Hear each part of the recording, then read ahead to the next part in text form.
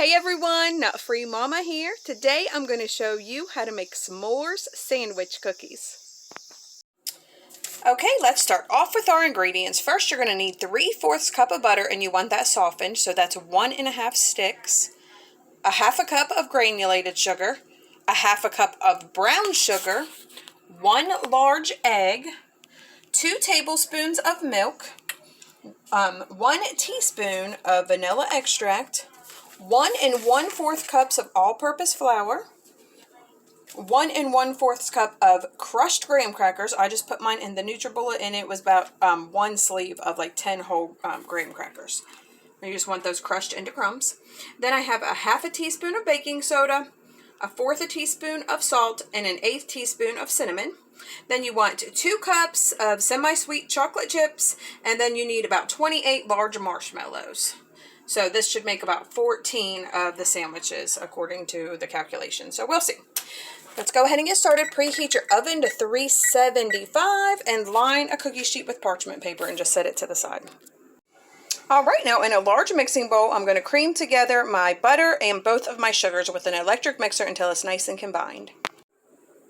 All right, that looks good. So next I'm going to add in my milk, vanilla extract, and my egg and just mix that to combine. Okay, that looks pretty combined to me. So next, in another bowl, we are just going to take all of our dry ingredients here. The flour, the graham crackers, the baking soda, the salt, and the cinnamon. And we are just going to put those in a bowl and whisk them to combine. All right, my dry ingredients is all nice and whisked together. So next, I'm going to just add this a little at a time into my wet ingredients and just beat it with the mixer in between each addition.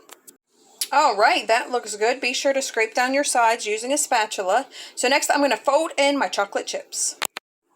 All right, my chocolate chips are all folded in. So next I'm just going to take my cookie scoop here and scoop out tablespoon sizefuls onto my cookie sheet and bake 8 to 10 minutes. All right, my first 12 cookies are ready to go into the oven, like I said, for 8 to 10 minutes at 375. All right, my first batch of cookies just came out of the oven and they smell amazing. They're still kind of gooey, so I am going to let them set on my cookie sheet for about 5 minutes before I move them to a cooling rack to cool completely.